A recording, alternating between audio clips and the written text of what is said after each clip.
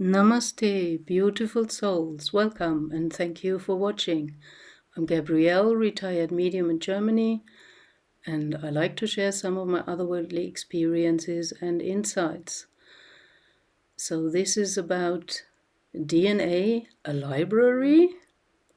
Have you ever wondered about DNA? I did and still do. So there are a lot of curious things about DNA.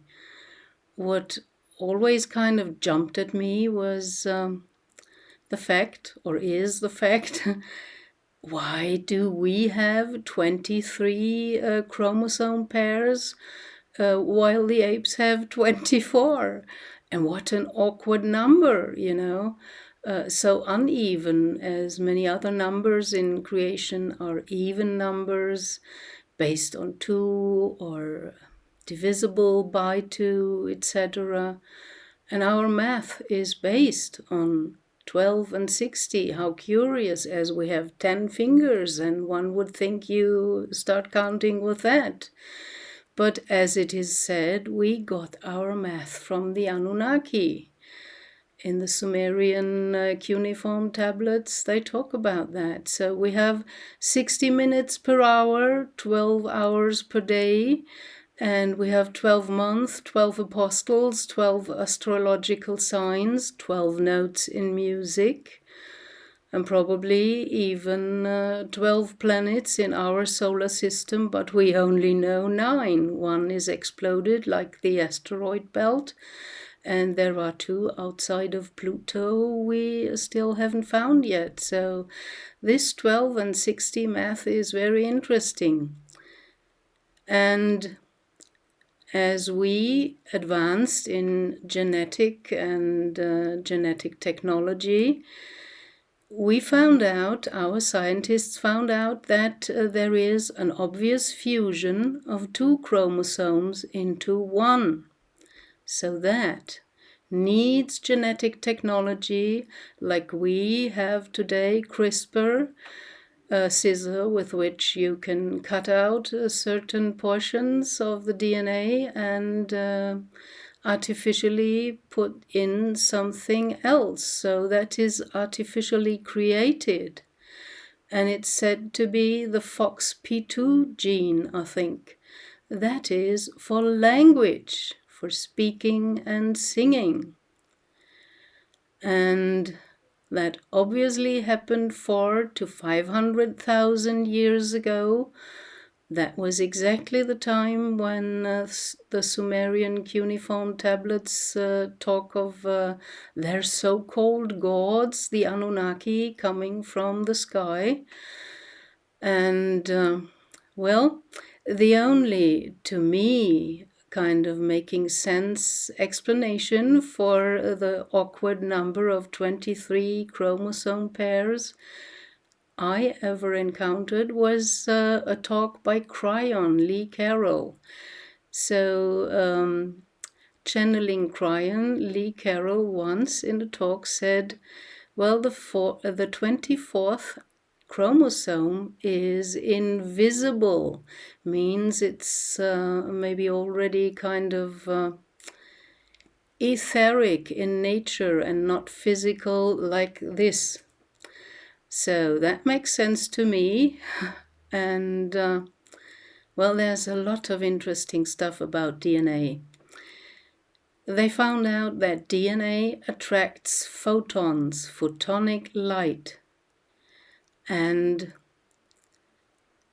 when you sit on your favorite, let's say, place on the couch, and you sit there every day for hours and hours, your DNA is attracting photonic light and is kind of forming a ghost DNA that hangs around for at least 30 days over your favorite place on the couch. That was interesting to me because it explains at least some of the rest energy phenomena that clairvoyants or some ghost hunters can perceive via their psychic abilities or using devices. Then another curious thing about DNA, they put water into a test tube and made, how's it called? Experiments. Sorry for the hanger. And did experiments with the DNA in the test tube. And they put it under light, laser light, and they also put it under frequencies. They tested out. And with the right conditions, the right frequency, in the test tube, in the plain water, DNA formed, as if it's etherically, like the plan of the architect already there on another level, in the etheric or the non-physical. So that's very interesting as well. And the double helix DNA looks to me like a twisted rope ladder. Just the DNA in one cell, if it's rolled out, it is 2 meters in length. That's really mind-boggling. And it stores information. So imagine, how many cells do we have? I don't know. I suppose trillions. If you roll out all these 2-meter information DNA double helix from every single cell, maybe you even get to the moon, who knows? And there's another interesting thing about DNA that's called epigenetics, which is kind of a dynamic form. That it is not only about what you inherit from your parents or your ancestry line, kind of biologically, physically, materially. This epigenetic is dynamic because it's changing the genetic information through learning, adaptation, and memory. That's how elephants remember where in dry periods they can still find water, and they give this information to their young by leading them there, and then they memorize, and this goes into the epigenetic memory. So I even had a very interesting little experience about that when I went to Brazil, usually in the German winter month. So I arrived there around Christmas, a little bit earlier, and rented a house, and there were these wild feral cats that had no owners, not like in Germany, well fed and being a pet. They just rushed away when you only looked at them. You couldn't even speak to them, and they were hissing. But one cat came to the garden of the rented house, and well, I felt pity for her, so thin and hungry looking, and so very shy and timid. So I put out food for her. And that's usually with animals. If they trust you, then they bring their young. And so it starts. That cat brought some kittens, and every year when I came back, the kittens came and arrived at the same time around Christmas, because they kind of memorized, and it went into their epigenetics that that's a time where they can get food at this special place. And then after that, their kittens came. And now I'm not going there anymore.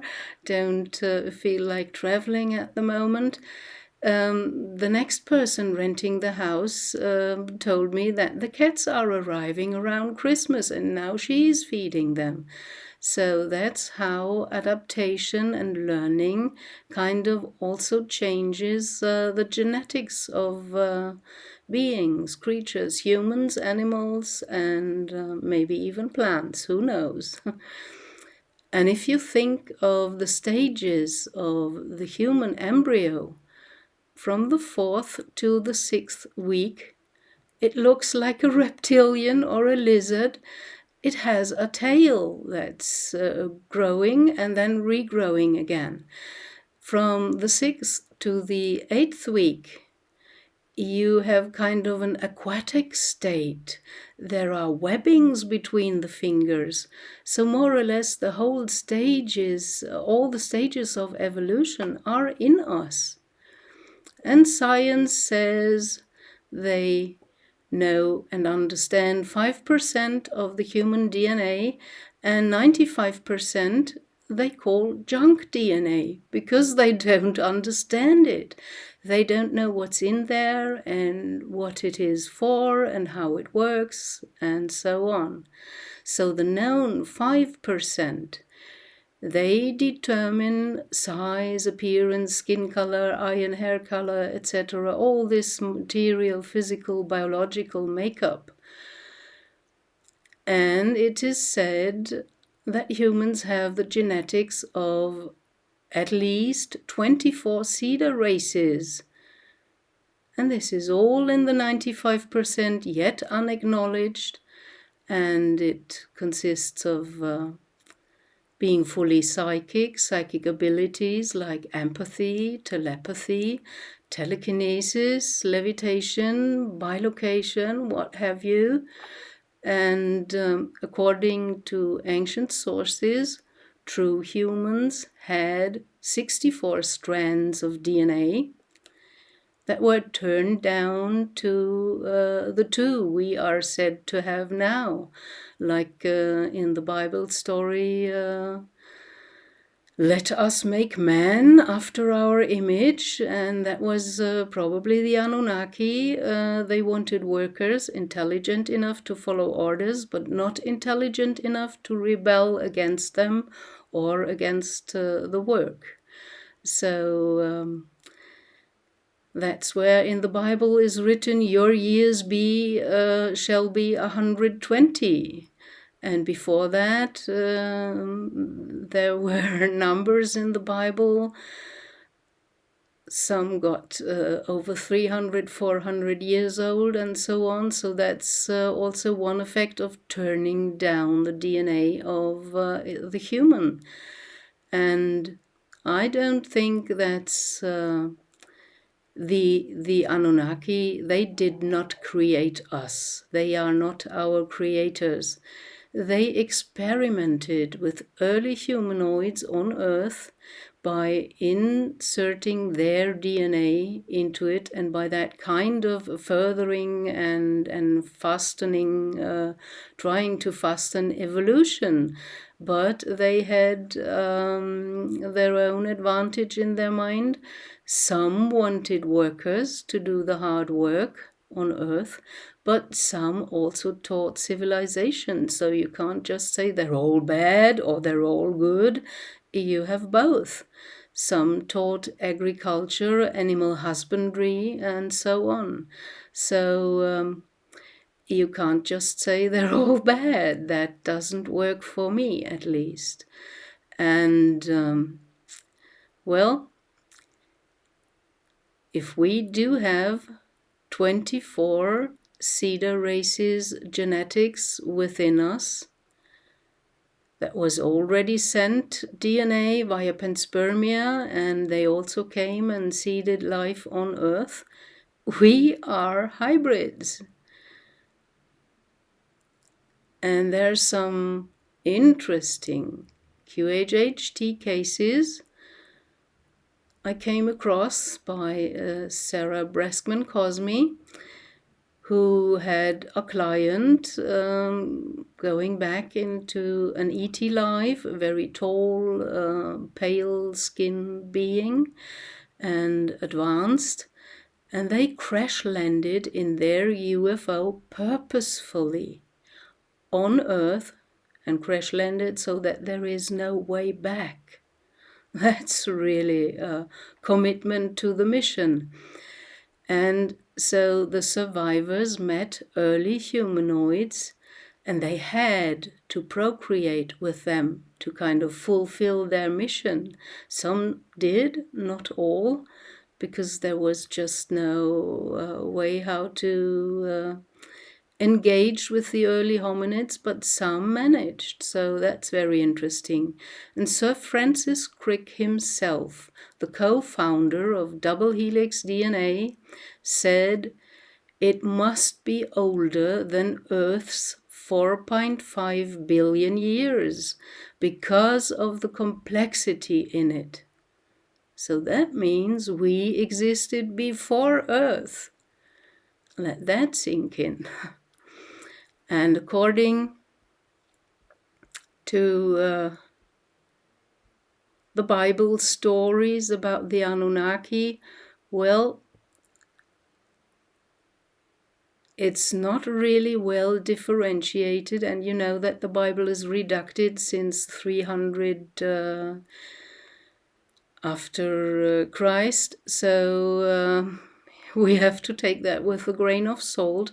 But there is spoken of 200 so-called fallen angels that came down to earth on Mount Hermon.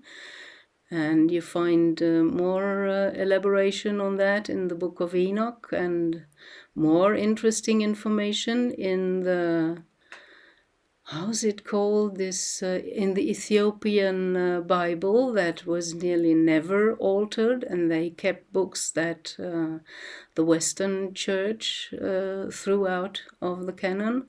So this information about the 200 fallen angels that came down to Mount Hermon, the Watchers from the Book of Enoch, or 1/3 of the Heavenly Council in the Lucifer Rebellion, and they are all each individually listed by name in some ancient texts. They are spoken about in the Urantia book. So these mated against divine will with human women and created offspring, the so-called Nephilim and giants. And they were also teaching some of the so-called forbidden arts, like metallurgy, making weapons. This is furthering war on Earth, and using humans as proxies. Just look at the history with all the wars we had on Earth. And also, which is a bit quirky, beauty, makeup, and jewelry.